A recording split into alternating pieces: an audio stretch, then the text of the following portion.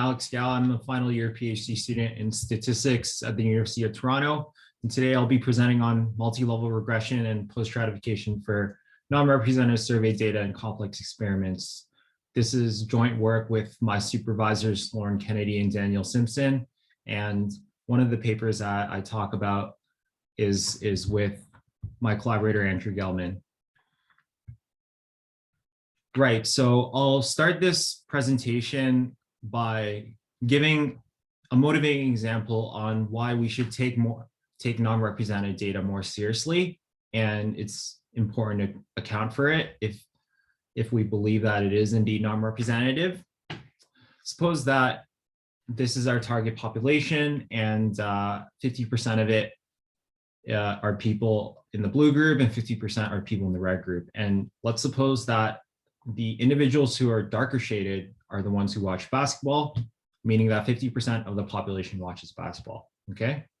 And if we were to retrieve a sample from this target population, then it could look something like this. Right away, you can tell that we're oversampling people in the blue group and we're undersampling people in the red group. And if we were to calculate the empirical mean of the proportion of people who watch basketball based on this sample, then we get 37.5%. And this comes from the sampling bias that was induced by oversampling. Fortunately, there are a lot of methods that take into account unequal probability sampling and can deal with sampling bias. And there are methods that take into account non-represented data, which is data where the probability of individuals isn't actually known to the modeler. Okay, and one of these methods that I'm going to talk about today is multi-level regression and post-stratification. From a high level, this is a method that estimates subpopulation levels at any granularity. For example, what's the proportion of people who watch basketball in the blue group, okay? And this talk is going to be split into two parts. The first part is work in a published paper with me and my collaborators, and it's on using structured priors to improve MRP estimates. And then the second part of this talk is going to be extending MRP to causal inference in small areas, which is work that I'm very excited to discuss.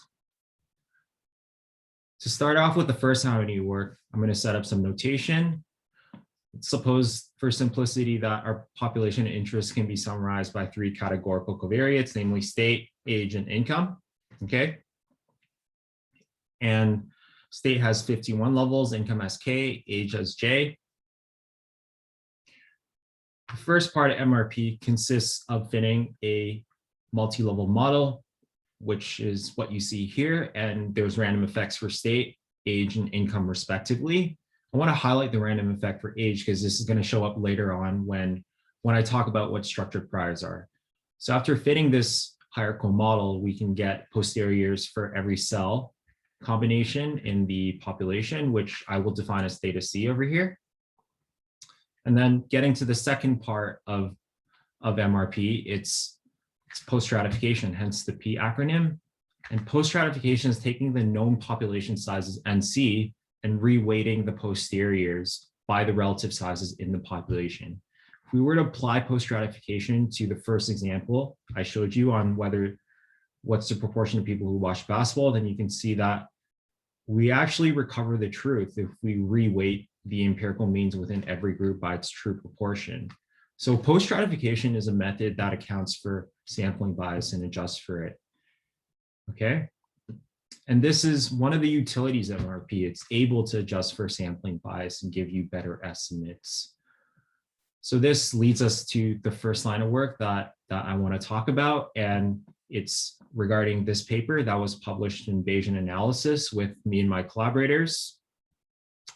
It's on using structured priors to improve MRP estimates. And if you think of MRP as a predictive modeling approach where we're modeling a response as a function of covariates, then structured priors is augmenting covariates through a different specification of prior distributions, which will hopefully improve MRP estimates. So in the standard specification MRP, we have IID random effects for categorical covariates, and this induces shrinkage of posterior estimates towards a global mean. If we were to apply this standard approach to, let's say, this non-represented data set of size 100, where we're oversampling age groups 9 to 12, and we're undersampling everybody else, then we can get MRP estimates for every age group, okay? And these MRP posteriors are the red densities over here. The black dots are the true values, and you can see that as age increases, the true value increases and it has this falling structure. So this shrinkage of posterior estimates towards a global mean is actually not ideal. It's not able to capture the true value when you have very sparse cells and when you have a structure that should be accounted for example, this increasing structure in age. And this is when MRP classic specification doesn't do the best job. And this leads us to introduce structured priors, okay? So instead of shrinking posterior estimates towards global mean, maybe it's more sensible to shrink estimates towards something that we believe to hold true. For example, if we think that people of neighboring age groups have similar preferences in the response distribution, then it'd be more sensible to shrink posterior estimates of an age group to the nearby age groups instead of shrinking towards a global value. Okay. And the specification of prior distributions that take into account the structure of a covariate is what we refer to as structured priors. An example of this is to use the autoregressive prior on age. And before we had IID specification of random effects for age, but now we're borrowing information from neighbors through this autoregressive prior. And the amount of information borrowed is defined by this rho coefficient over here. And if we do have an increasing structure for age like we saw before, then intuitively this should help reduce posterior bias if we refit the MRP model. And indeed it does. This is the same example. This right pane is the same example that we saw before. We're oversampling elderly individuals, okay? And we're undersampling everybody else. These are simulations done comparing structured priors, which is an autoregressive prior or a random walk prior on age compared to the standard specification. And in this edge case, where we're undersampling elderly individuals, you can see that the structured prior estimates do a lot better job of estimating the true value. And even in the scenario where we have perfectly representative sampling of every age, we still get improved estimates based off the structured priors.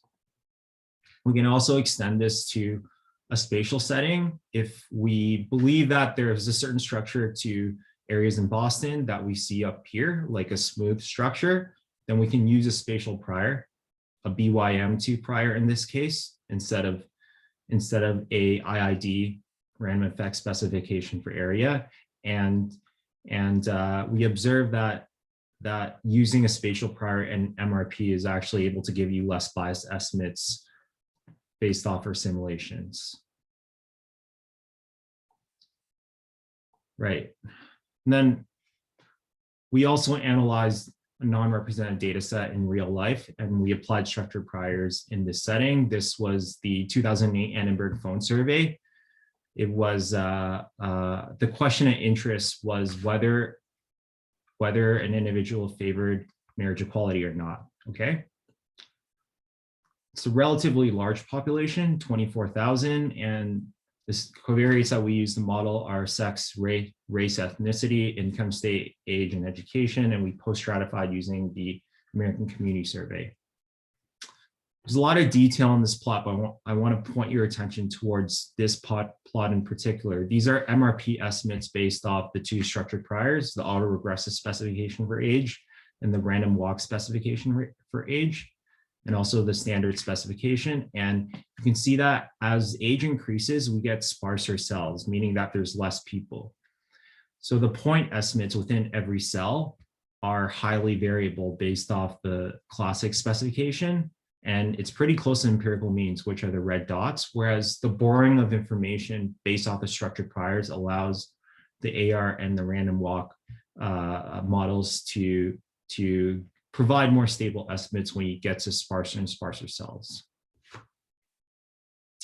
So I hope that was able to convince you that we should use structure priors in MRP when justified to do so, and it offers bias reduction and variance reduction. Now, moving on to the second part of this talk, which is extending MRP to causal inference. Call in the first part, we were looking at how augmenting how we modeled the covariates can improve MRP estimates. Now we're augmenting the response. If we change the response, can we extend MRP to causal inference? The answer to that question is yes. We're interested in calculating not only the average treatment effect, but conditional average treatment effects at the finest granularity over here. And to begin talking about this, I have to set up some notation. So suppose that the target population is P over here, and we have counterfactuals for every individual, yi0 and yi1, and also covariate for individual, which is xi. Okay, and this target population is generated from a superpopulation model over here. Okay, and we're interested in estimating the average treatment effect and these conditional average treatment effects. Now, there's a direct connection between MRP and treatment effect estimation. And if you look at the formula over here, you can see that calculating the conditional average treatment effect is equal to this. And this is just reweighting the Kates at the finest granularity by the post-stratification weights. If we use a plug-in estimator based off a hierarchical model for this conditional average treatment effect, then this simply reduces to the post-stratification formula. Hence, it's actually natural to use MRP when doing causal inference, as long as the population sizes are known so we can get the post-stratification weights. Unfortunately, not everything is as simple as last slide. And the problem that we analyzed was where we actually didn't have the population sizes for a single variable in our covariate vector X. And also our responses were non-Gaussian. So then the standard post-stratification formula over here actually can't be applied.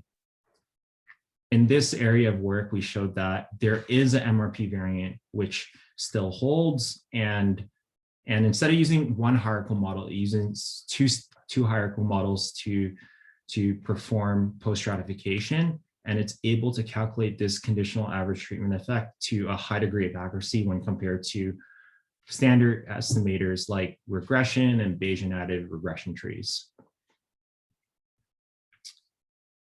To compare our MRP variant, which we highlight over here, MRP MI, okay, it's boxed over here. We compare it to standard estimation techniques like ordinary least squares, survey regression, and Bayesian additive regression trees. And we're calculating treatment effects for population groups of various sizes. So the left-hand panel corresponds to the average treatment effect, which is the whole population. And you can see that pretty much all the methods look the same. The truth is the red line over here. So as we get to a smaller treatment effect, as we get to a smaller subgroup, we can see that we start to see some difference. For example, Bayesian additive regression trees get a little bit more biased, and regression methods get a little bit more variable. And then when we get to this super small area, when we're calculating a treatment effect for a small area, the regression methods are highly variable, and Bayesian additive regression trees, the shrinkage is too strong, hence biasing it from the truth. So MRP actually offers a good trade-off between bias and variance when we perform small area causal inference estimation based off of our simulations. And that wraps up the second avenue of work that I wanted to discuss. In summary, I talked about non-representative surveys and how MRP is a technique to account for the non-representativeness. I talked about the first avenue of work, which is using structured priors to improve MRP estimates. And then getting to the tail part of the presentation, I talked about how we can extend MRP to small area treatment effect estimation. Thank you for listening to this. And the two papers that me and my collaborators worked on are over here.